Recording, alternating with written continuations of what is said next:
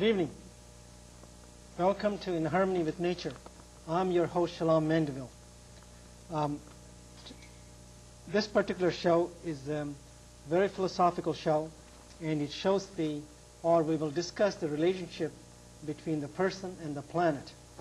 I'm very proud to present to you my guest today, Dr. Jack Vallentyne. He's better known around the world. He has visited 60 countries making presentations to the public.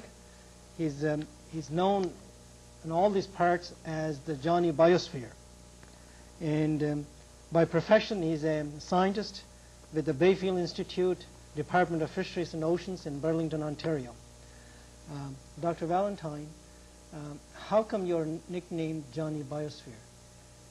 Well, it came from frustration, I guess, with trying to solve environmental problems inside government. And I was told that as a scientist I used these big, long words, and what I needed to do was to reformulate my thinking over to images.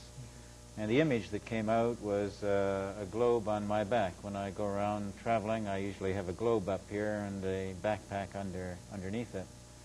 And when I started going into elementary schools talking about environment and ecosystems with that globe, one day a friend asked to come and see what I did, and after I finished, she said, you're Johnny Biosphere. And I squirmed. I didn't like it at all. But as I began to think about it, everything that I was doing was trying to make ecology personal so that we felt it. And the ultimate in that is that you take on the name of that which you are personifying. So Johnny Biosphere was a good name. It stuck. And now I find very often that people know me better as Johnny Biosphere than they do as Jack Vallentyne. Now, do you carry that globe to scientific societies too? Oh, yes, indeed. In fact, the first place I wore it was at the first Global Conference on the Future in Toronto, and I was organizing a symposium there, and I found that I got more attention on the biosphere, that outer part of the Earth that we live in, by wearing the globe on my back than I did by this symposium bringing together people from around the world in different areas talking about what we were doing to the Earth that we lived on. So my general rule is that any time I travel more than 10 kilometers from home, the globe goes with me. Okay. Before we go into the next aspect, could you explain the difference between environment and ecosystem? Yes. Well, think of me walking along the street, and I look over my right shoulder here, and I see a nice house over there, and I say, oh my gosh, that's a nice house, isn't it? I wouldn't mind living in that house someday. And I walk on a little bit further, and I come to another house, and that's my house. And I don't call it a house, do I? What do I call it? Home. I call it a home. That's right. And a home is something that you see yourself in even when you're not there. So environment is like house. It's external, it's detached. An ecosystem is like home. You're in it, and you see yourself in it even when you're not there. And we're shifting from the environment concept to the ecosystem concept. Shifting from the birds and the bees view of environment to looking at the ecosystem as a need to get together the social, the economic, and the environmental aspects all together and put them together. So what is the biosphere?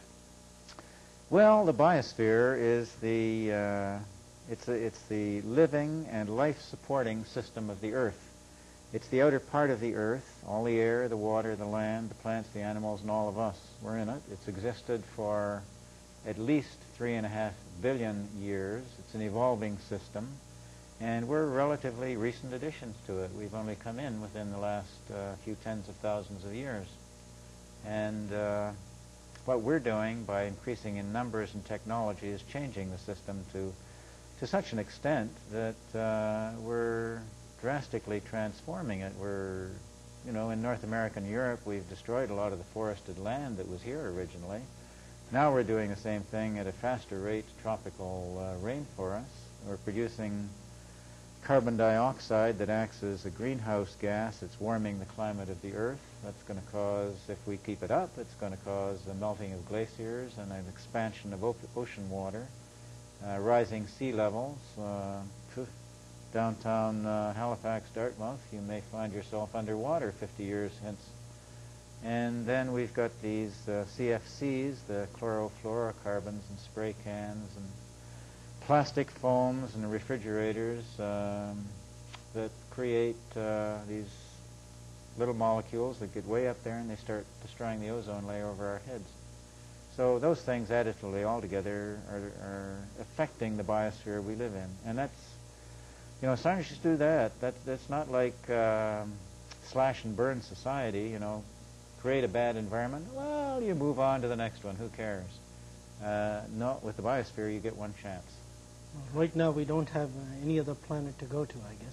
Well, that's right. If you want to go to Mars, you'll find it a little bit hostile. The climate is very cold. There's no oxygen there virtually to breathe. There's very little atmosphere. You go to Venus, my gosh, you're going to be like roast turkey inside of 5 minutes, 450 degrees Celsius. That's not a very hospitable climate. So why don't you give an introduction to the audience on this, that, you know, the place we occupy, but we don't realize the philosophical aspect of the planet with your globe here. With the globe, yes. Well, okay, this is the globe that I carry on my back, generally. I don't wear it here because it's a little uncomfortable on a seat to do it. And it's got a little bit of magic in it. When I go into schools, I'll have that in my back, and I'll ask the kids if they see anything strange, and of course they do. And I usually have a couple of straps hanging down my chest that have got, well, they call them doorbells on them. And people wonder what those doorbells do. Well, here's the ecosystem strap over here. And if I press it, if I've done something good for my ecosystem today, well, it just might be that some part of this biosphere will say hello to us. Now that was a kookaburra, a laughing kookaburra from Australia.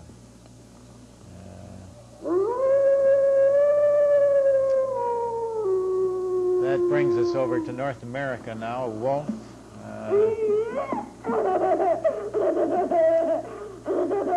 The human animal, a little child laughing. That's a penguin from Antarctica saying hello to us and reminding us that he's here too.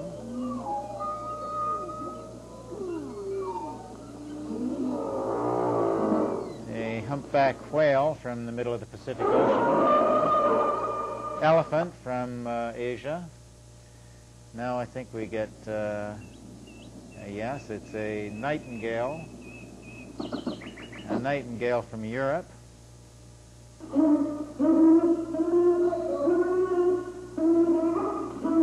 One of our dear friends and relatives from Africa, chimpanzee. And this is a bird called a rhea coming up. From South America, looks like an ostrich, but isn't an ostrich. And then we have thunder and lightning representing the atmosphere. And so we've got the air, the water, the land, and represented here. And they're just little reminders that, well, we share the biosphere with those other creatures. We increase the oxygen, the carbon dioxide. We change the climate, and it's the climate for every living creature. So if we're ethical, if we have a kind of, you know, we have an ethic that relates us to people, sort of the golden rule. Golden rule is saying, well, it's a person-centered ethics. If you're kind to me, I'll be kind to you, and vice versa. Do unto others as you would have others do unto you.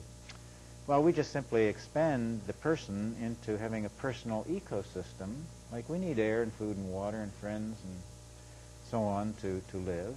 We can to a personal ecosystem, and then it becomes the golden ecosystem rule. And that one is do unto the ecosystems you share with others, as you would have others do unto the ecosystems they share with you. And others means other forms of life as well as other people. Now, I understand there are 3 schools, one in the United States, one in England, and the third in India, which were declared as Johnny Biosphere schools. Now, what is the significance of this? Well, I just simply adopted them. I fell in love with the schools. The kids there were so, and the teachers were so terrific.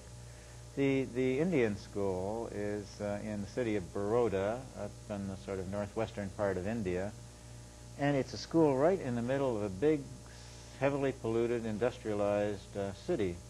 And the chemical industry there took some old land and they created a school on it. And they said that's the thing they were going to do for the community. Built the school, so they got lots of land because nobody wanted it.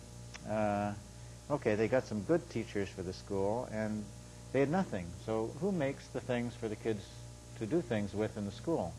Well, the teachers get the kids to make them. They go to the district and they ask the district for trees to plant. They have a good botanist, and he gets the ones that are indigenous trees. And so they end up, it's a paradise, that school. It's just fantastically impressive. Just a thing, an object of beauty as compared to our schools here, which are sort of, well, sometimes they strike me as cement jungles. They're deserts, not jungles, they're deserts. So I fell in love with that one. The one in the United States is actually the first black school in the United States in Washington. And just a beautiful set of teachers and principal and students there. And the third one is actually in the United Kingdom, in Scotland. And I don't know. The kids there were so enthusiastic, so well informed, and it was actually a special environmental school on show, and I just fell in love with it. So anytime I can do anything for those schools, I do it. Can other schools qualify for this? Oh, if I happen to run into a school that is like this, yes. But the one who designates it as an adopted Johnny Biosphere school is Johnny Biosphere, me. And it just means I give them special attention. If I can do something for them anytime, they write me, and I do what I can. Or if I find some of these beautiful posters that are coming in now of the planet from space, well, I send them enough of these to put one in every classroom. Now, when you came here to Nova Scotia on December 11th, you made one presentation at the Beaverbank Kinsack Elementary School, and then two presentations at the Holland Road School in Fall River.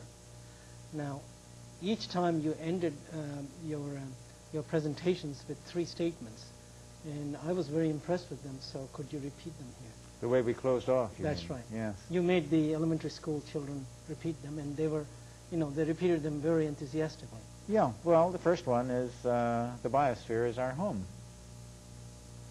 Biosphere is our home. Yeah. Second one is we don't have any other home. We don't have any other home. Mars, Venus are literally uninhabitable. And the third one is, follows from the first two. Well, if that's the case, look after it, or else. And yeah, I think it's a good message to leave the kids with. I like that, look after it, or else. But I think, that about 2 or 3 years ago, around 1988, there was that year of the hot, dry summer through a lot of the world.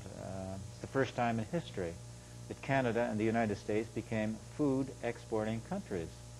That suddenly hit us. All of a sudden you began to get global cartoons on the editorial pages. All of a sudden the kids began to push the teachers to get something like, planetary educational material in the educational system. And I think that was a turnaround point. And I think my own opinion is what happened is that we had, of course, throughout history, an image in our brains of ourselves as persons. But in the 1960s, we came with another image there. It was a very powerful image, and that was the image of the planet as seen from space. And its message was one. Everything is one. And that got up here, and we had then the image of the person up there and the image of the planet. And nothing much happened until about 1988 when we began to get a number of things coming in. Well, the hole in the ozone layer in the 80s, the Bhopal tragedy in India in the 80s, the Chernobyl accident in the 80s, spewing radioactivity over the world from an atomic reactor going berserk, and then that hot, dry summer. And I think what that did was it just turned on the switch. Those two images became like the poles of an electromagnet, and once it's turned on, then all the neurons inside our brain started lining up and doing different things, just like iron filings in an electromagnet. And now I think the kids are driving the system, and they're forcing the school system to give them the kind of education about what we're doing to the planet. Because, as I said before, it's one. You only get one chance with the biosphere. You do it right, you're in. You do it wrong, you're out. Now, I guess the combination of the phenomenal population growth in the world and the technology is lethal, I guess. So maybe this will be a good time to go to the slides and you give some stats there. Yes, well, I've got 4 slides here, and what they do is they list the 4 countries of the world that are the most energy consumptive. Now, the way I calculate this is there are 2 forms of energy that we consume. One is as food. So if you've got a high population, you've got a high food energy consumption. That's the P column, the population. Gives the population in millions. Then the next column has got T over P. That's technology over population. This is like the amount of energy that we use as coal and gas and oil and hydroelectric and nuclear power. The ratio of that energy to the physiological energy that we use as food. So the 2 combined give us the total energy consumption, and you can relate them on simply an energetic basis. And if you do that, the number 1 country in the world in terms of energy consumption is the United States of America. High population, and these figures actually pertain to the year 1973. And I like that year because that's the year of the Arab oil embargo that woke us up to a need to control our energy consumption. So for 1973, the U.S. was number 1, the U.S. was number 2. Those 2 countries combined accounted for over half the energy consumption of the Earth. Now, China was number 3, not because it had a high technology, because it had an enormous population. The population of China now is well over 1 billion. You see, it was only a little over 800 million then. Then Japan, which is high population, high technology. The Federal Republic of Germany. Then we get into the next 5. The United Kingdom. Whoa, take a look at that. Number 7, little Canada, with only then, 1973, 22 million people, but a high technology, again, combines to put us in number 7 position.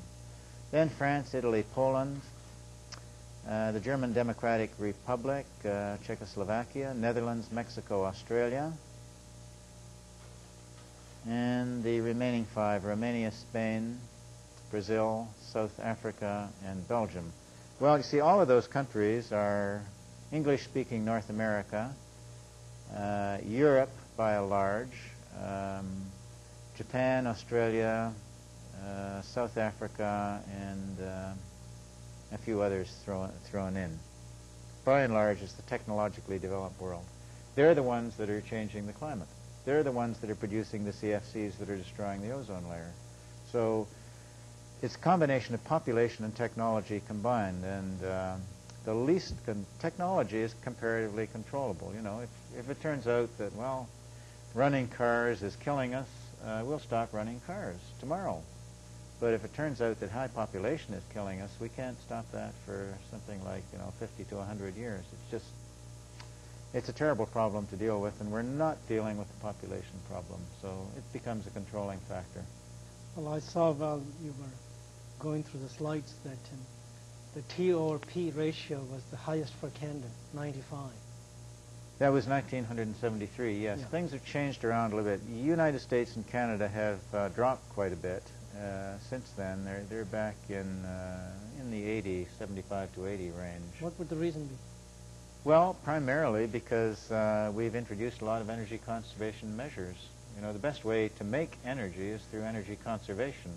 It's not building a new coal-fired energy production plant, electrical production plants, just through energy conservation. Turning off the light bulbs, keeping the temperature lower in the room if you don't need it so high, and if you need to use a car, well, don't use it to run around the corner, use it for a big trip.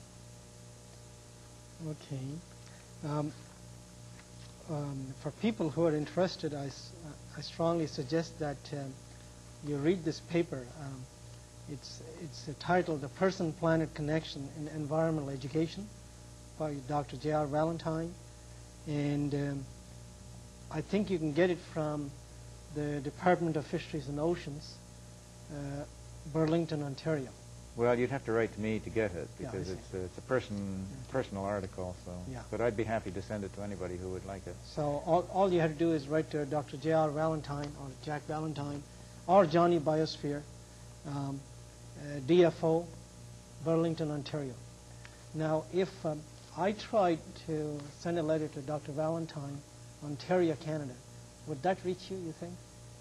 Well, No address, no city, nothing. No it would. postcode. Yeah, Dr. Jack Vallentyne. No, I'm sorry. I'll address it as Johnny Biosphere, Johnny Biosphere. Ontario, Canada. I think Jack Vallentyne, it probably wouldn't, but there might be a chance for Johnny Biosphere. It'd be interesting to try, Shalom. It'd be interesting to try. Okay. If it worked, I think the next one to do would be to try Johnny Biosphere, Canada. Now, the next thing I'd like you to talk about is why did you make a statement saying environment is not a holistic concept?